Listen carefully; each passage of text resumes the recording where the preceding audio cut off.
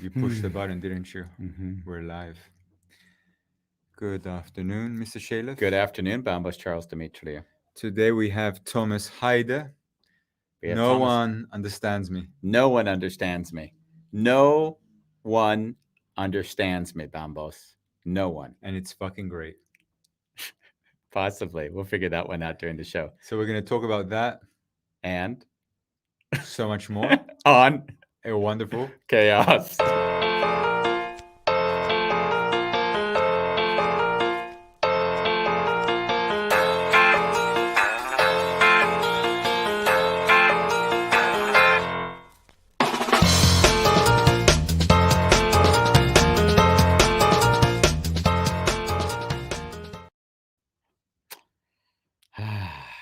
Bambos, Bambos, Bambos.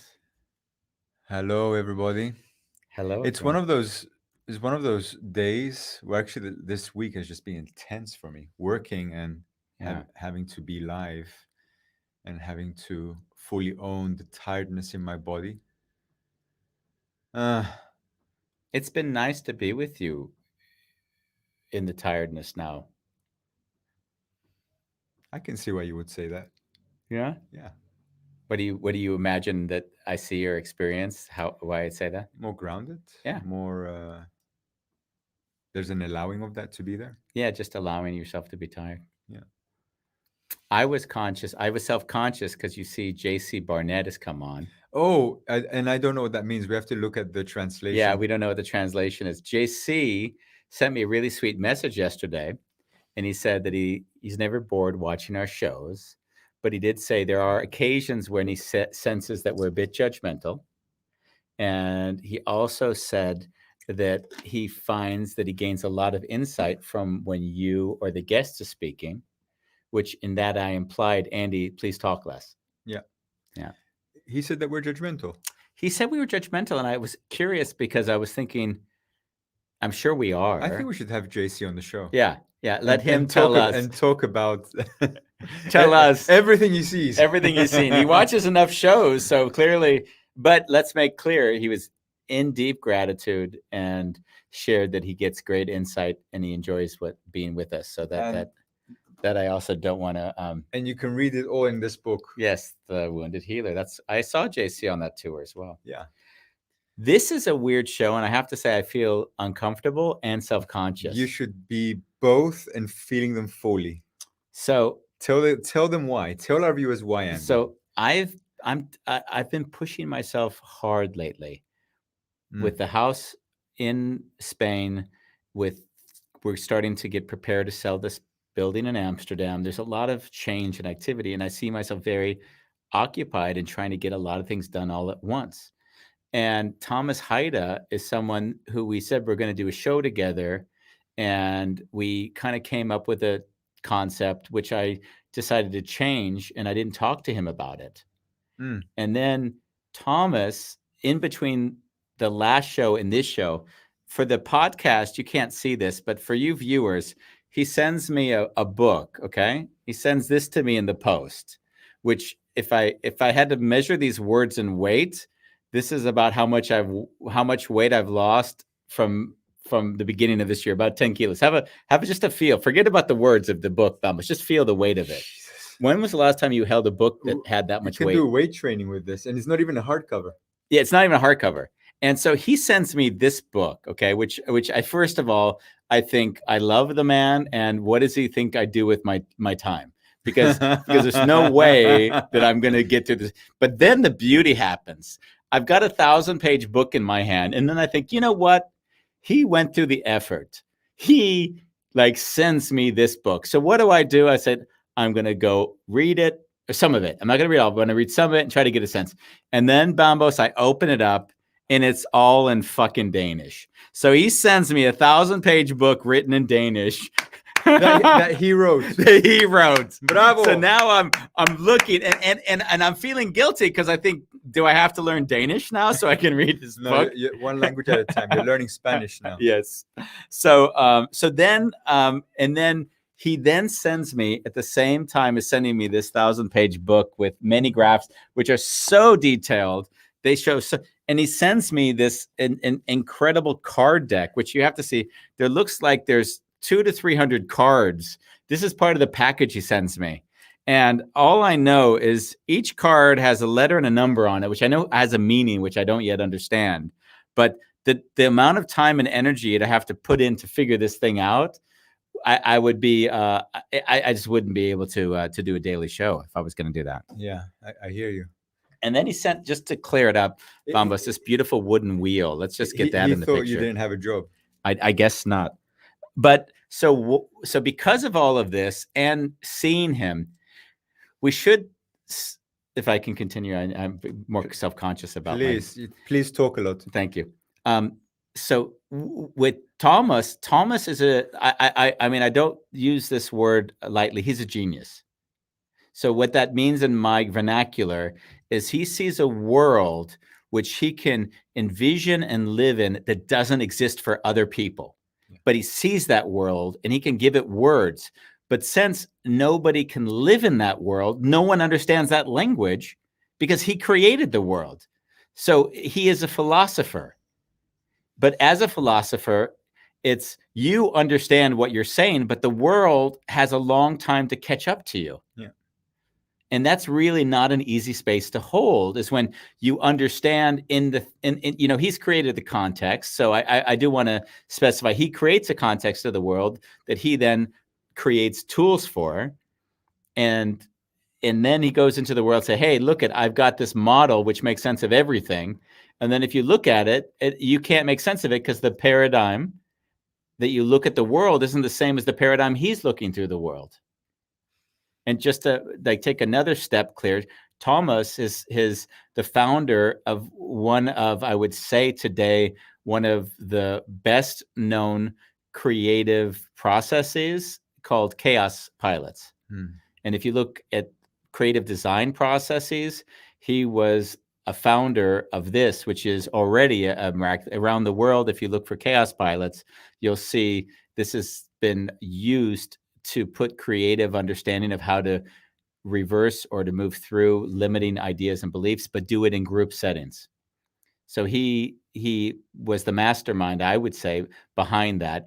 And because he communicates in such nuanced and what one would call complicated, because they don't understand his way of speaking, I then chose a title, which I did not ask him if it was okay. And I said it was No One Understands Me. And then about 2 hours before the show, I called him up and said, Thomas, I didn't tell you I switched the title. And it's kind of personal to say No One Understands Me. So I just want to let you know I did that. And he says, Andy, I read the title. I hated it. And I've been trying to reconcile that feeling ever since you put it up. What happened? We don't make our guests feel uncomfortable. I know. And then I told him I'll change the title. Give me a new one. We'll change it. And he said no. And we had a big laugh and he appreciated me calling. But he said, so I think that's the lead up to the show. And I think the reason why I think you gave a really beautiful context. So yeah. And I agree with everything you've shared when it comes to Thomas. Yeah. It's the second time he's on the show, guys. So and he's a friend, so I think we kind of figured we have a title. He's for the not show. My friend. I didn't get no Danish book. Yes, you didn't get the book. I got the book. Yeah, this is one of the few times you should not be jealous. Oh man. How the hell do you expect Andy to Google Translate that book now? Oh man. Oh, that was such a great beginning. I have to say, Andy, I think there are 250 pages in English in the book. There's 250 pages in English in the book? Yes. Okay. So, I don't feel, just to let you know, it's possible to read a little bit. Okay. So, yeah. That was a strong beginning. That was beautiful. I had a great time.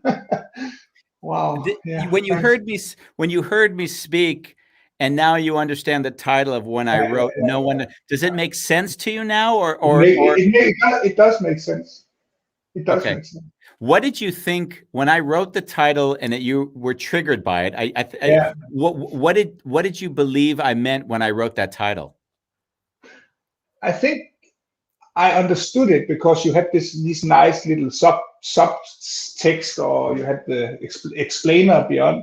But the problem is, and I don't know, as I said to you, in Denmark, at least, if someone says in a group, no one understands me, it's like they marginalize themselves completely from the social sphere, because it's like you are diminishing the group. You're actually talking down to the group. You don't understand me. I'm something special. And in a small community like the Danish community, to state I'm something special, you don't understand me, that's like a capital fucking crime.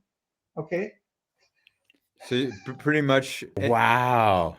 No, you will never hear anyone in Denmark state publicly, no one understands me. Because what they're saying implicitly is that I'm better than you are, and if you were smart enough, you'd get it. This is Wow. like it's the law of the village. How big a population do you live in, by the way? 5 million people. Okay. So no one within your network should watch this podcast. Yes. Because I haven't shared it with anyone. We don't want to sell your name. I just couldn't do it. And I was like, should I press the button? Share? No. They think you're saying it, Thomas. They think you're saying they can't. Don't worry, we're gonna share it. Yeah, we'll let everyone know. But if we're to go back to the reality, is it true? Just on another level, if we're just speaking heart to heart, that when you go in the world and you say, people, X equals X, X does not equal X, like when you go out and share that methodology, like how many people out of 100 understand you? Very few. Yeah. And how does that feel?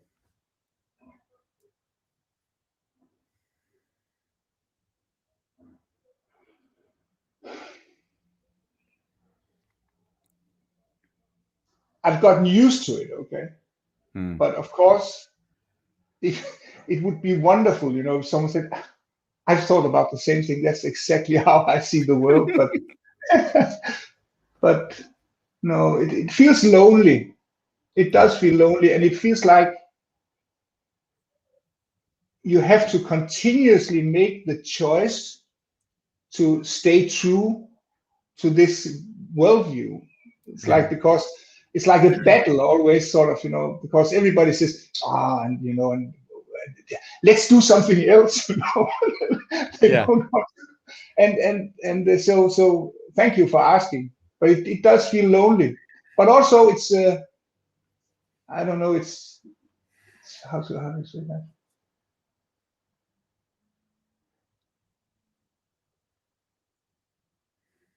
Yeah, I can't let it go.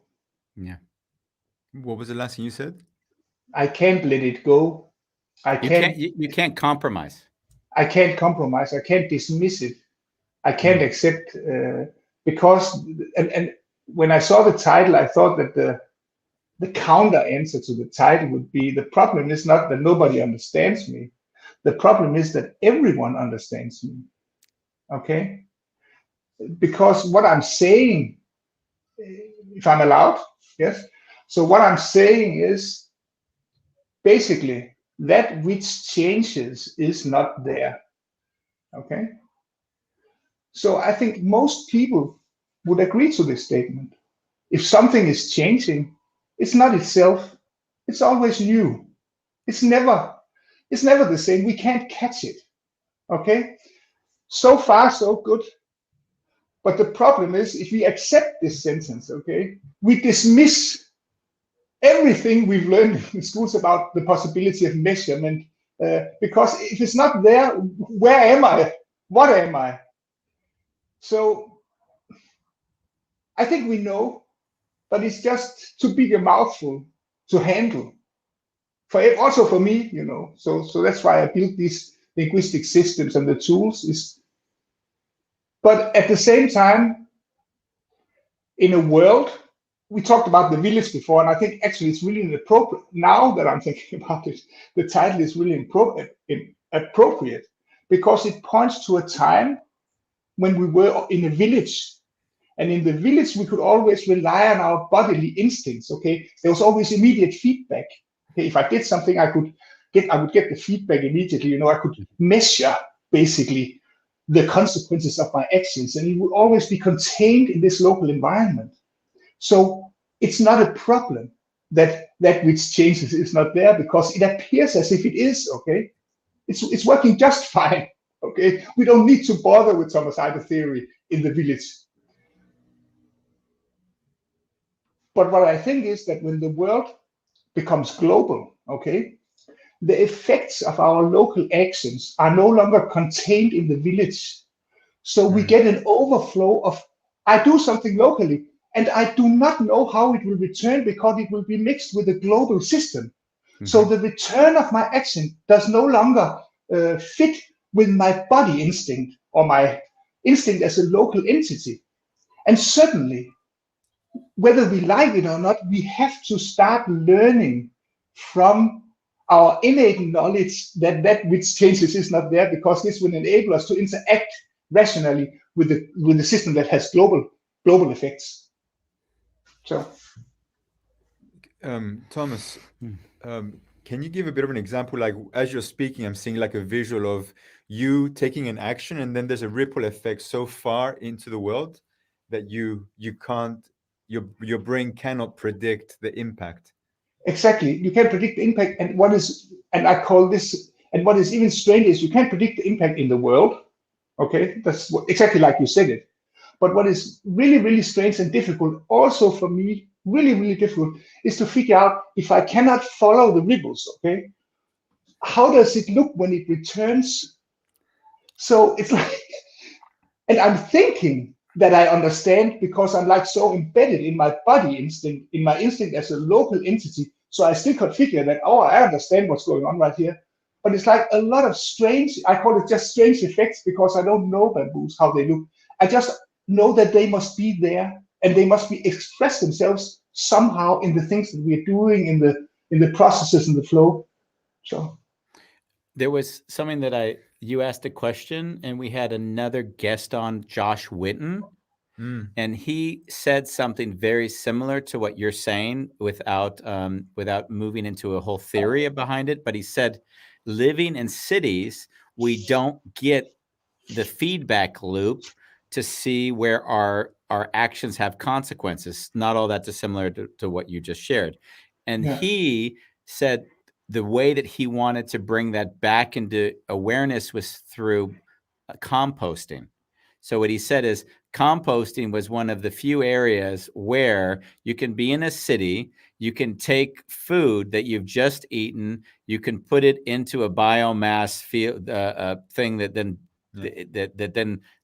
what do we call it? Decomposes. It decomposes, and then it turns into soil again. So we actually can see what we eat turning into soil instead of throwing it into the waste bin and then having it go off into a, and that was one area where he said that was a feedback loop, which he wanted people to experience for themselves.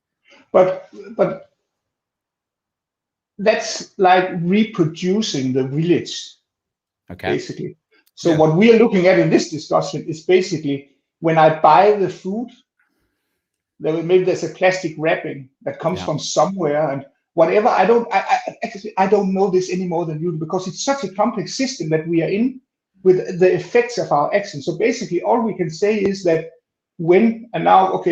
stay tuned now, okay, when the global effects of local actions, okay, exceed the local effects of local actions, we have what I call global overflow.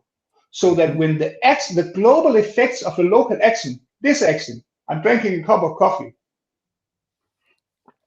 when the effects of this action on a global level are larger than the local effects, then we enter the probability field, because we don't know anymore the relationship between the external world and our instinct or internally driven actions. And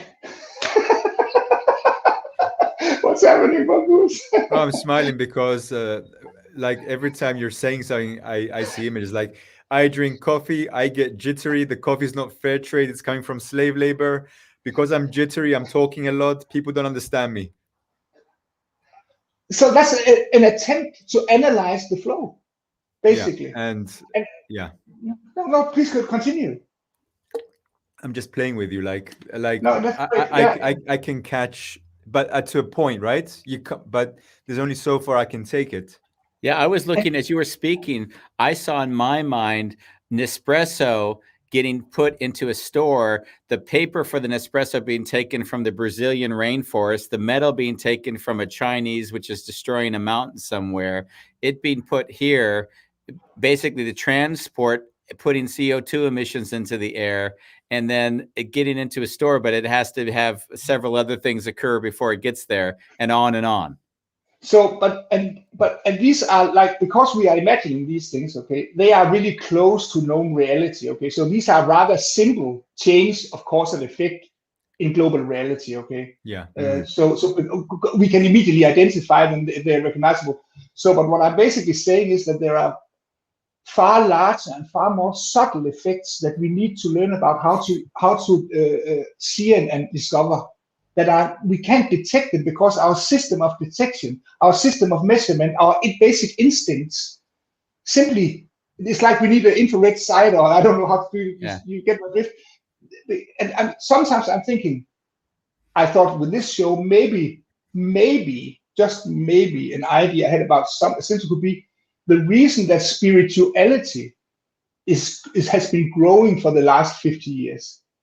Could simply be in a cause and effect scenario related to this idea, could simply be the fact that people are like being victims of this global overflow, and they just can't, the reality as a probability just stimulates, the imagination to do all sorts of weird things to figure out what the fuck is going on. Because I don't know it, but there's something in me that understands that I can't rely completely anymore on my ruler and my calculator and my computer and my body as a tool for measurement. Nice. My mentor, he would always repeat stories over and over again. And I'm going to be happy to say I don't believe I've told this story 5 times yet. So Bambos might be the first time he's heard this one. But he would always say, maybe, that we, through our senses, we basically only need as fine a measurement as the problem that we're trying to solve. So if my hearing, if I can hear a car coming, and by hearing the car coming, I can avoid getting hit by it, I don't need any finer tuning of that. I don't need finer distinctions, because that's what I need to survive and thrive, or whatever I need to achieve. And what I'm finding curious as you speak is that in order to get closer and closer to what's really going on, you need finer tuning of your sense making, and then you can please interrupt. I call it your probability instinct. Okay, of your probability instinct. So let's say that what we're using now is our bodily instinct. Okay, this is the body instinct that what we're doing. But we need to use the probability instinct. And what I'm saying is that the probability instinct must be, this is just a theory or a hypothesis, I think it must be inherent, because we are already understanding a world that is not there because it is changing. So there must be an instinct that is capable of processing a reality that is just potentiality or probability. It must be present in me, but just dormant to my consciousness. And this is what I have to bring forward if I want to interact rationally with a world where the global effects of local actions exceed the local effects of local actions, where there's global overflow. So I call this probability, but it's dormant now. And what I'm trying to with the card game, I know that it's just a big mouthful, but the card game is an attempt to recreate, it's called slow motion universe, because what it does, it's just an idea again. It's just yeah, exactly. We're plugging this, slowmotionuniverse.com. Yeah, don't plug in, don't go to the website, but just think slow motion, think, how can I slow down the universe so that just momentarily I can experience moving from one probability that manifests itself to another probability that manifests itself, etc. in slow motion. Because right now, as we are speaking, we there's like, I can't even number it. There's so many variables falling into place all the time in my consciousness that just, it's impossible to grasp, understand, and analyze it from the everyday point of view. So we need to slow it down, and then we just need to slowly start to know what is it actually that I'm also doing apart from being a body in context. Yeah. Big one. It's like you're living on the verge of insanity. Yeah. My mother always worries. Yeah. Yeah. When we when you were speaking, I thought of two things, that I associate you with being an artist in a way, because in a way what I hear is the painting that in my vision of you, what you've created is a vision of how one can see the world that makes more sense if you can see it that way. It's taking more into account. That's what I mean by making more sense. And yet to hold that reality takes so much effort and energy that one will probably fall back on the other paradigm just because it's convenient and easy. Which is good. It's like it's we need to be in our bodies. Yeah. But we also need to be able to understand that they only represent one filter of reality. Okay. So two things. One thing that I was thinking, and it's in Danish also. My apologies. So no one will understand me anyway. But my generation, okay, our generation, we have a responsibility because we have a foot in the past, in the village, and we have a foot in the global society. Okay. So we are both positions. So we are like the last, just to be really epic in my statement here, we are like the last generation that actually has experienced the body world and also the local world and the global world, the world where the global overflow wasn't so big. And so it's actually and I think actually a lot of our is we are trying to somehow bring together these two states, the body state and the state of the global mind. But so we need to help the next generation, because the next generation, our kids, my kids, they are really going into the global state. Yeah. My boy, he's close to 13. He's living all the time he can possibly on the internet, playing games with his friends, interacting with people who speak Japanese, whatever, interacting with people from all over the world. He's living in this space. Okay. So I have hopes, and I really have a hope that they will, on a much deeper level, understand the reality of the effects their local actions create on a global scale. Because they are so much, but we still have a responsibility to defend, of course, the position of the body in reality, because this is what you do with it. This is where we have our experiences and our emotional. This is still real. It's not two states that are mutually exclusive. On the contrary, it's two states that are mutually inclusive. But we must become aware of our probability instinct and the way it works. When I went to take what you said one step further, I put on these virtual reality glasses, and I had two experiences. Oh, fuck, this is incredible. And then, oh, fuck, this is scary. Because what I saw was that it allowed you to be even more detached, but feel more emerged. So you actually have I've separated even further out, but now I have even the feeling that I am even more so in. So no, it's and that's why I'm saying, so that's why I'm saying my counter answer to the title of the show is everybody knows it already. Yeah. We know it, and we don't want to know. Yeah. because it's so difficult and because we don't have the tools. So my tools are like, I don't know, it's like the guy who saw like in a glimpse the wheel, but then forgot it. And now it's like building something that, that can't really go anywhere. Yeah. But he's trying to create the wheel, but it's so difficult to build this wheel. So it's just the beginning. I'm just one of many, many, many beginnings, and maybe so. You know, I'd like to go back. We discussed, you know, your participation in the early stages of the formation of Chaos Pilots, the design. And the one thing that I think is a challenge in any design process is when we create, we make assumptions and we build on those assumptions and make further assumptions and further assumptions and further assumptions. And when you go into the creative process, it's almost like you have to take away all of the things that are the assumptions you've made, starting at a wholly different place and then seeing what new can emerge.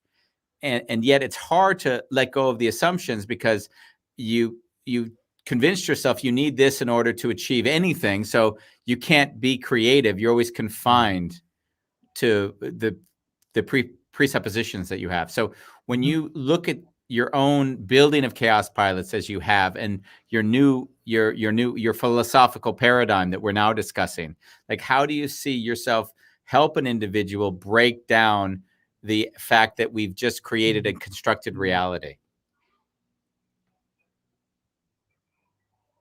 I really thought about it because I think one of the things that I've learned when you try to do in your show, when your show is the best, I think, is when you help me as a listener. You know, when some of your guests are like saying something, I think, oh my God, that's right. You know, and like when you look them up afterwards on the internet, you know, you want to know more, you know, because there was just this great moment where. And so I think, damn it, Thomas, how can you offer something to the listeners of this show? You know, is it possible? And now you're asking this question. And I can say the following, okay? I can tell a little story, okay? Like so. The first time I realized that it was possible to let go of all assumptions was way before the Chaos Pilots. I had applied to the School of Journalism in Denmark, okay? But I didn't succeed in getting in. And so I was in this creative environment. Someone said, why don't you just make your own school, okay? Your own journalism school, you know? If they don't want you, Thomas, make it yourself, you know? It's obvious. And so I began to create this school, and I was writing the papers, you know, what we call the prospect. And one of my mentors at the time, he was called Hans Bach. It's a long time. This was in the 80s. He read what I had written, and then he said to me, Thomas, if you change this line with that line, and you shift that word with that word, how would it look? And I changed the words, and the moment I had done it, I just realized from that moment on, it would be reality. It was real. Just from shifting, just a paragraph, you know, you shift it, and you just have this experience. You just know, now it's going to be real. It's unstoppable now. Okay. So in a sense, the reason why this story is relevant to your question is because this is how you learn that assumptions about the future are only assumptions. Okay. Until that moment, I had imagination. I imagined, you know, we could do this and this and this. But from that moment on, all the imagination was just like blown away by a new reality that had already happened, basically, because it could only become real. Does this answer the question?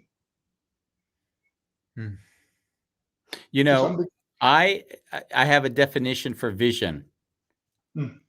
And the definition is a reality lived ahead of its completion. So that's my mentor's definition that I've taken over, just to make sure the licensing rights state properly. Now, and what I see when an individual visions a reality ahead of its completion is, for the first 5 years, they're insane. And for the next 5 years, everyone knew they were going to make it. Because it takes people time to adjust to this new paradigm of that individual's being. And some people don't make it. That's also Yeah. Nobody understands me. And nobody understands you. Yeah. So but the point of my slightly complicated paragraph anecdote is that the entrance is linguistic. The way you Oh. dissolve your assumptions, is that the right word? Presumptions. Presumptions, assumptions. Yeah, is, I don't know, when you play football and you're like the center forward and you move really fast. What do you call the moves? They make, when they just move the ball really fast. Tackling. Not tackling. Like when they kick the ball. Passing. Not passing. No, the guy sounds like. So you have to let's just say tackle. Okay, you have to cheat language because when we imagine the future, it's always a linguistic construct. Okay. Yeah. Although it may be a vision that has no words, but behind that there's always the possibility of a linguistic mix that will, fulfill the and make it a communicative entity. So your ability to explore language as a mirror of what you want to do, that is where you find the possibility to let go of assumption and presumptions. It's like it's a linguistic rehearsal. It's something you need to do with words. Yeah. Because reality, of course, it's not to say it's words, that's far-fetched, but we cannot experience anything that cannot be deducted to some sort of linguistic expression, even though it is before words. Then it is just before words, then that's so it's just to say that the creative power lies in your ability to give up your assumptions about how the sentences should be made. Wow. Okay, so I've got a lot to say on this, but I want to break for Bambos. Yeah. Because I have like 5 questions of Bambos now that I want to ask. When I look at this, it's like you're trying to explain another paradigm using the language of this paradigm. Yeah. And that's why it's so thick and so fucking heavy. Yeah. And when I'm with you, I just feel in your mind, it's like, it's so simple. Why doesn't anyone get it? And then I have to think of the movie, what was it? A Beautiful Mind. A Beautiful Mind. That's what I was thinking you were saying. Yeah. But we're not saying that you're schizophrenic. No. but it wouldn't surprise me. You just had to drill that I in. had to. Did you find it? No, it's fine. I want to share something that dovetails with what you just said. Mm-hmm. So my mentor, Kees de Bruin, who died 6 years ago or so now. Is that right? Yeah. 7 years now. He was 2014. He was fanatic around language. Mm-hmm. And he was fanatic to the point where people would be a little bit anxious to be with him because he would be very clear that your wording, how you phrase, what you say is in direct connection to your relationship to that and your understanding of that. Mm-hmm. And to the point where if I wrote anything that said I am, he would smack me on the hand very hard and say, no, you can just say, I observe this to be the case. And in your vernacular, as I interpret it, we talk about solidity and fluidity. He's saying, Andy, you cannot make the personal, the I am solid. So slap your hand. You can state it as a fluid state that you observe. But once you state it as solid, you preclude any possibilities. Your possibility field collapses. And he used to tell me over and over again and share why he was fanatic about it. And I actually understood it. But I notice if I speak to others and share this story, they'll judge him because they'll say it's only words. and they don't see, or they don't make a direct connection to what the implications are of the words that they're using. Yeah. Yeah. It's not only words. It's not only words. Yeah. Could you elaborate on that? I'm thinking about one of the Danish heroes is I don't know if you heard about Niels Bohr. He was one of the founders of nuclear physics, and he discovered the atomic model. He was the first one to describe the atomic model. And he's a physician, but also he's a physicist, but also a philosopher. And his helpers and assistants always said the same thing. They said it's like this. It just takes so incredibly long to write like this one-page letter, because all the words has to be right. It has to be right, because if you don't get it right, the communicative potential of your writing is lost. It doesn't mean anything. It's not of importance. But of course, most people won't recognize. The most of the time, we just walk through life not understanding this. But when you want to be creative, yeah, it is of importance. Yeah. So we have Bola Long, as you remember for our last time, from South Africa, states words are living. Yeah. And he also says, in reference to our discussion earlier, the future doesn't exist, it emerges. Yeah. Wonderful, Burla. And just to give JC a shout out, he wants to correct me. He was not criticizing me. Thank you, JC. He was just saying he gets more info from Bambos and Bola Long than the guest at times. From Buddha Long. So he, thank you, JC. I won't take offense then.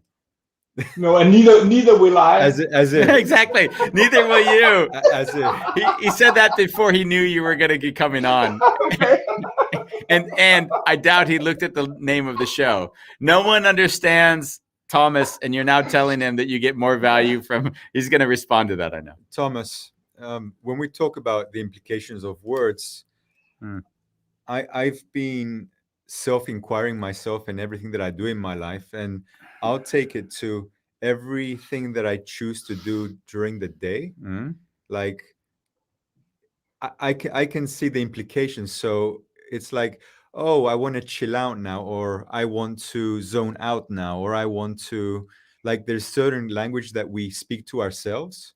And I even see it if I go down a route where, let's say I'm really tired right now, and normally I'd love to meditate or do breath work, but I can't even do that. I'm going to watch YouTube. It's educational. And all of a sudden, I'm on YouTube, I'm on Facebook, and it's like my brain is being dragged by a bunch of horses, wild horses, into a direction which is exhausting. And so it's these kind of decisions, and it's these kind of words that we talk. It's like mantras, almost like a mantra. Yeah. So I've really become aware this last time of everything that's vibrating in me and what I'm choosing to be more present with it, and not just allow it's okay now to do this. And I can see like what's happening for you.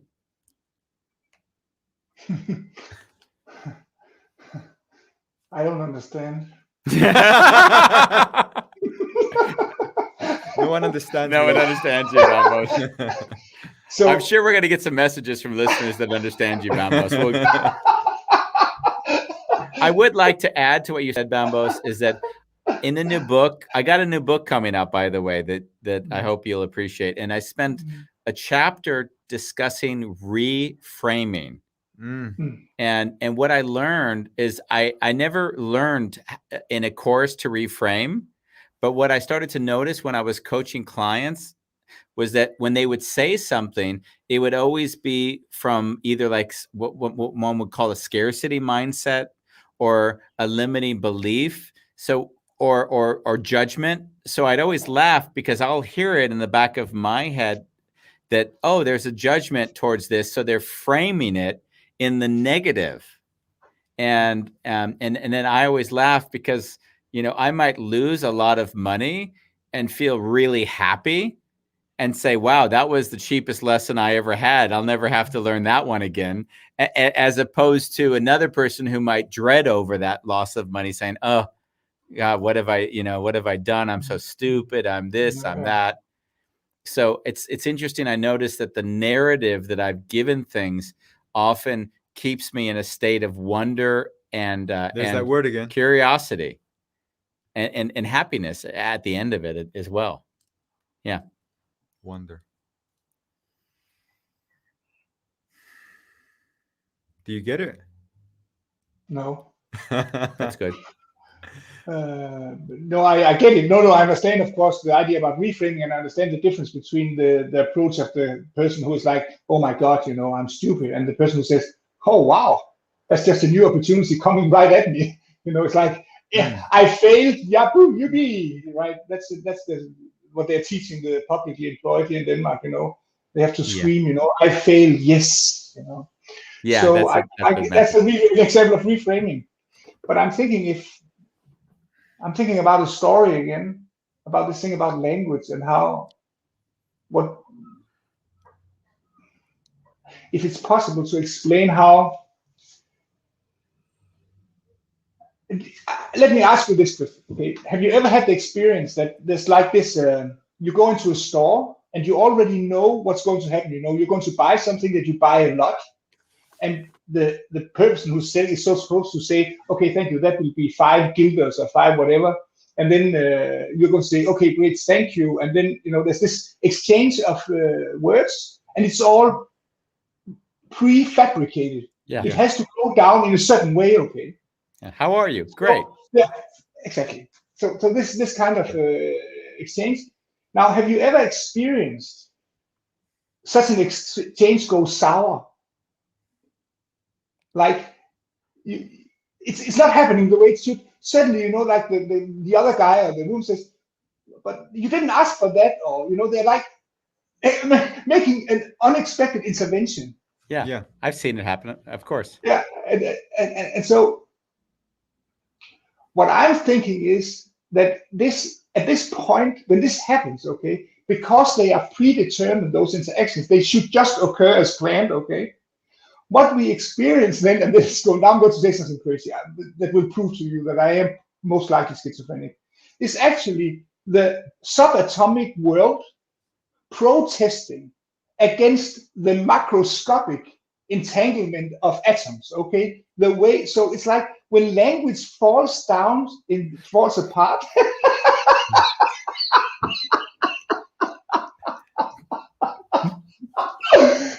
Oh my God. Did you just touch my head? I'm just massaging you as you're, because I don't understand a fucking word he's saying. So if I don't understand a word he's saying, I'm assuming you're there as well. But that's an assumption I'm making. Are you there? Yeah, I'm here. Are you getting him? Yeah. Okay. So far, but so the idea is basically, if we imagine. He's saying that the paradigm that he's creating, these inconsistencies that might happen, which are like, if you say hello and you get another reaction, is his paradigm entering into our world protesting. I will accept that. That's very, very simple. No, but it's hold on. I need to have Bambos repeat that to me again. So I need to slow down and I need to do I need to use your card. I need to slow the universe down. So say that again to me, Bambos. He's saying, like, so there's a kind of norm. Like, I'll come and I'll say, how are you? You say, okay. And the moments where those moments don't come out as predicted. Yeah. Someone doesn't follow social norm. It's almost as if his paradigm already exists and he's trying to penetrate our world. And I can see from his face. No, but I think that's, thank you. No, I think I have not, that would not be my explanation, but in a way it is a true statement. What I'm saying is I need to do the 5-year-old thing. No, but that's really cool. No, because I haven't thought about it like this myself. So I just let me reframe. let me. So the idea is that this proves that language is holding the whole thing together, but that on another level, there's a complexity that also has a nature and a system that must be followed. And if we do something on a macroscopic level that is somehow not in accordance with this system, it will object and language will fall apart.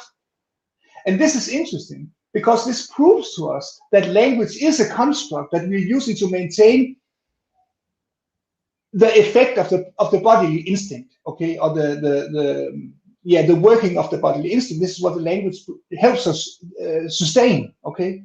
But when this the subatomic complexity,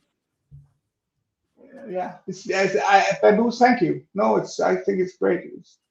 It's just I've had these experiences, and I think they are and it's so strange, why would this particular exchange of words that is so solid, why would it fall apart? The only possible reason I can think of is because there's something about the atomic structure of macro reality that can't happen. It simply can't occur. So language is just destroyed right there in the photo store or in the kiosk or when you're buying like the fucking railway ticket. Right there, this other person and you cannot be close like this in this context. And so communication is just abruptly brought to a halt. And this is how we know that, as Bamboo said, that there is actually another reality that will influence us. So I think Bamboo's palms up. Thank you for translating, Bamboo. Thank you. One person understands you now. I had. Whoa. What? I'm pretending. It reminds me of the well-known story of when the I think you call them the Pilgrims. They came to. Andy, give me a second. What's going on for you? It almost feels like you're exhausted. Yeah, but it's so important. No, and I'm speaking in English, okay, which is not my mother tongue, and I'm talking about the necessity of a specific linguistic exchange, and I'm not capable of performing my own ideal in this language. På dansk, der ville det lyde sådan her, I ville ikke forstå et kug af, hvad jeg sagde, vel? I ville ikke ane, hvad jeg snakkede om, men jeg ville kunne forklare det så meget mere præcist. I ville lære mig så I ville forstå det hele meget bedre. I think I understood that better, actually, Bamboo. Yeah. Yeah. Thomas, do you ever step out of this reality, like step out and kind of relax into yourself, take a load off, and then kind of try to look at it from another angle without getting involved in it?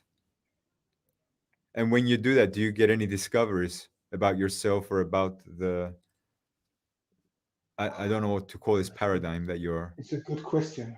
That's a great question. I think if I said I just stepped out, I think I would be lying, actually. It's more like I give up. Like if you think about the beginning of the show and the whole thing about what it's like, it's more like at one point I look at it and I think, before this show, I actually read my own webpage just to get in shape. And I'm thinking it was like it was written by someone, and I thought, what an incredible person who wrote this. I don't get it, really. It's so complex, man. Who did this and why? So sometimes one time I just packed everything in boxes and put it away. And what did your wife say? Are you coming back? No. But so this is what I do. Sometimes I'm just putting. I even think about burning everything, but then I think that would be stupid. So I'm not doing that. But so it's more like I can't step out of it, but I can, like an addict. I can go to a program for some time, and get detoxed. But the moment I'm out of the program, the addiction will, I'll go for the drug again. Yeah, I think. So no, there's no way out. It's like, let me just get the book. Okay, just a moment. There's you know, when Thomas laughs, Yeah. it's almost like it's so uncomfortable in that space that I need to find a way to celebrate it, or at least release the tension. And I love his laugh, by the way. It's like the mad professor. I have a copy too. Okay. So let me read the last page, which is page number 1031. Is it numbered in our language? Yeah, it's numbered in everybody's language. The numbers are on the right-hand pages. So the very last page, just before the very last page, exactly. Should I read it aloud? Please. Yeah, okay. I have reverse engineered the universe in order to create the foundation for a new science, annulling approximation, and as such a science being in complete compliance with itself as the universe. And I have created the basic structure for the DNA, the seed of the organic educational processes, universities, in which this new science will unfold. I know and understand that most of you have to walk together to survive, and that relationships, the ability to give love and receive love unconditionally, are central to human life.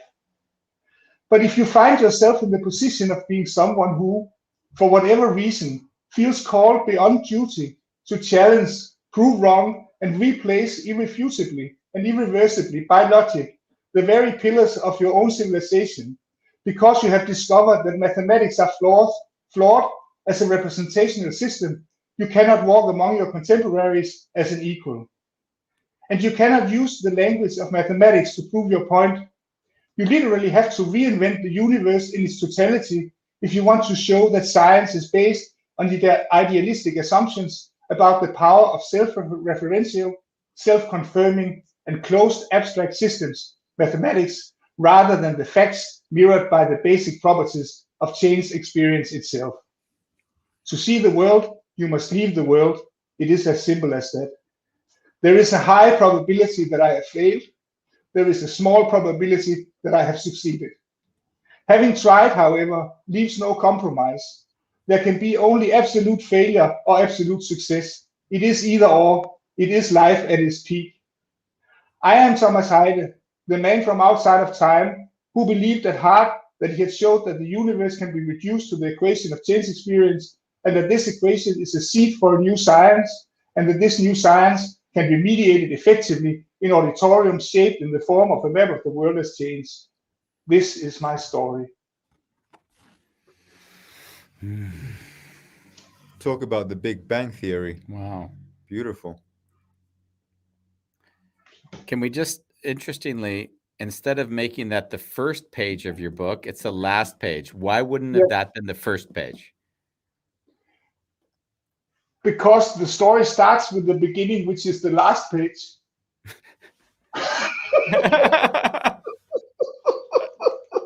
So you have to read the book backwards.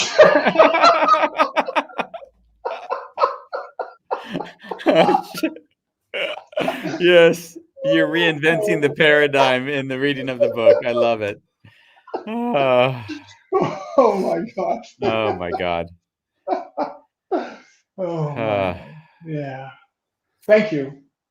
It was nice to read that little thing. Yeah. I was hoping to get you by end of this show, but the one thing is, I love you. But don't send me the book. Yes.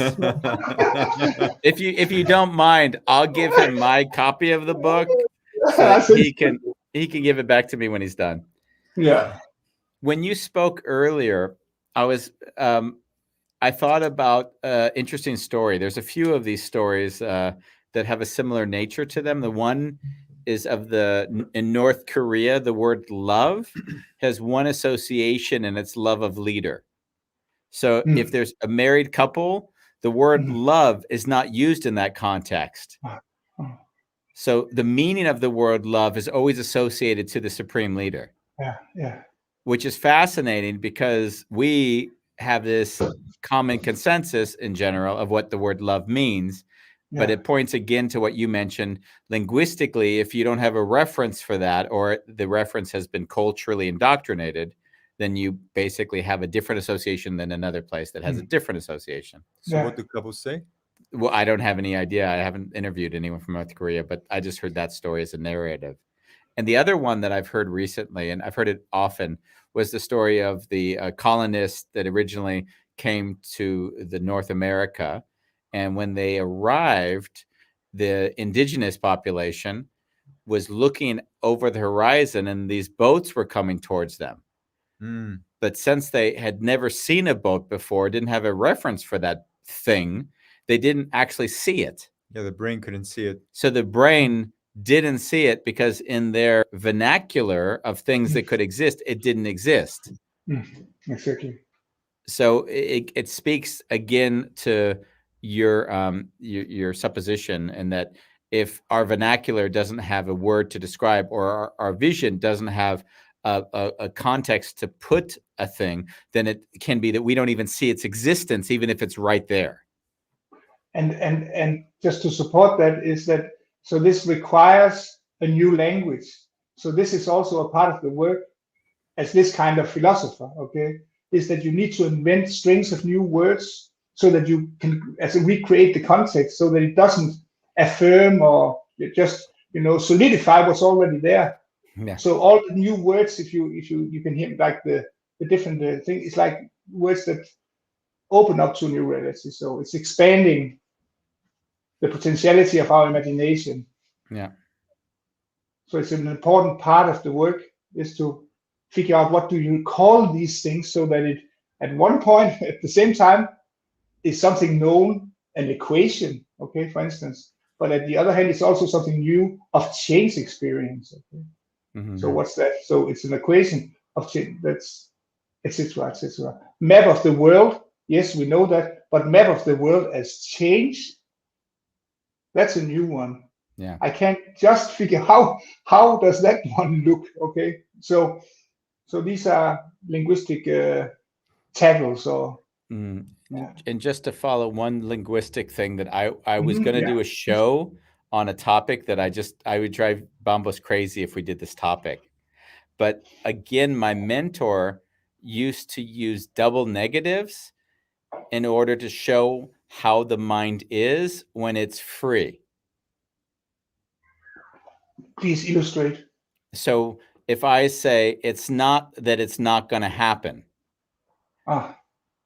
It's not that he is a jerk. It's not that he's not a jerk. Basically, what he was trying to elaborate is it's a very much pointing in more non-dual thinking, is that we look at the world as in binary. It's either this or it's that. And what he tried to point out through using the double negative was that it's not that I'm saying it's not that. So it's both and. It's both and. And let me and this is one of the great challenges moving from the paradigm of 20th century mathematics and into this new paradigm, is that in quantum physics they have this idea about mutual exclusivity, okay? Yeah. You can't measure both position and speed at the same time. Yeah. So in order to understand the quantum realm, okay, you need to make these probability matrices that will help you predict the other state, basically. So the more precise you measure the position, the less precise is the speed, and vice versa, okay? So this idea about, and it's also the body-mind exclusivity, that the mind is different from the body, okay? So there's really, really deep culturally embedded in us is the idea that certain things are mutually exclusive, okay? So we can either be in our bodies or in our minds, okay? We can either measure the speed or the position, okay? And this is really a very complicated inheritance we carry with us in our backpacks when we have to actually become simultaneously local and global entities, because they are mutually inclusive. Yeah. Okay, so there's like a fundamental intellectual and instinctual struggle that must be overcome regarding the concept of mutual exclusivity. Yeah. Yeah. So yeah, that was very much the reason why he was using it, was for the very reason you're pointing at. Exactly. Is that this binary way of looking at the world was always what the mind is trying to get to so that it has control. And then letting go of that, like our first company was named Not the Carrot. And he called it Not the Carrot. And then of course everyone says, okay, so it's the stick. And it's like, no, it's just not the carrot. Yeah, exactly. Yeah. Yeah. And again, it points to what we discussed. The words we use create a space in the mind. And if you use certain words, you prime your mind to have certain thoughts. I certainly see and experience that in myself. Yeah. So if you create new words, your brain doesn't have reference. Yeah. Nothing to hold on to. And actually. I noticed that the brain has a really hard time not having reference, because in that non-reference space, we don't feel like we have control, and we're struggling against structure and flexibility. So it's what you're pointing at, actually, with solidity and fluidity in my vernacular. Yeah. We're at 106. I have to thank you for a lot of reasons. First, obviously, just being with you is always a pleasure. And the fact that I came up with the title for the show, which you didn't like, which triggered you, and you trusted me and us enough to let us go move through that together. I just want to share my gratitude to you, because it really means a lot. I know that you weren't happy with that title. So for you to allow it to unfold, there's a lot of trust there. And I don't want to pretend like I don't really have deep gratitude to you for that. So thank you for that. Yeah. Yeah. Thanks for saying that. Yeah. It means a lot to me. I knew I was rushing. I knew I needed to get the things done. I knew I didn't check in with you, and I took risks. And then when I phoned you before to check and let you know what happened, then I knew that there was an impact that I wasn't aware of. And you met me in full love and compassion and understanding. I can't tell you what that means to me. Just to be with a person who will hold space even when they're not feeling good about it. So yeah, thank you so much for that. Yeah. And breathe out.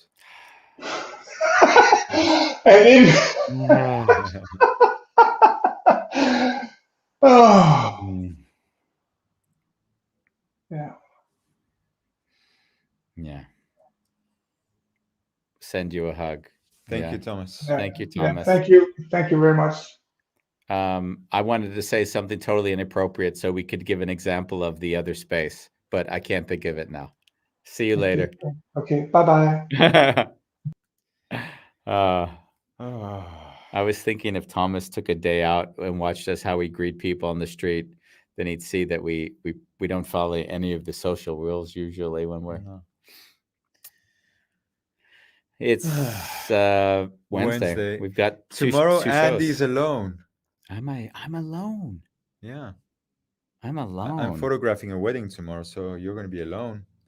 I need to go work, Andy. Wow, you're making money. I need to roll in the cheddar tomorrow. I love it. Tomorrow, episode 237, turning crazy into a keynote. This week has something about crazy, huh? Yeah. Probably because I did all these shows at 2 a.m. and I was just trying to figure out what word can I use. Crazy. With Dr. Cindy Milligan. Yeah, we've had Cindy on before. We had a really nice show with her earlier because she was doing linguistics. Yeah. So we talked to her about that. And she said that she wanted to come on and talk. She said she landed in an airplane that was on fire, and she was in a bank when it was getting robbed. And she said, and what she'd done in her life is she took these experiences and she learned how to translate them into keynote speeches and lessons learned. And I thought, okay, let's have some fun and see how she goes about taking a life experience and then turning it into a meta message for people to learn and grow. Yeah. So without Bambos, my apologies. we are going to be with you I tomorrow. tried to get you a nice redhead, but she's not available. Okay, we tried, but we'll do that next time. Ronnie, or maybe not. Bring your wife. Ronnie. That would be fun. I didn't Andy ask and her yet. Ronnie. I'll see if I can get Ronnie to come on. Thank you. The obvious. I don't even think about it. We'll see you tomorrow on Wonderful. Chaos.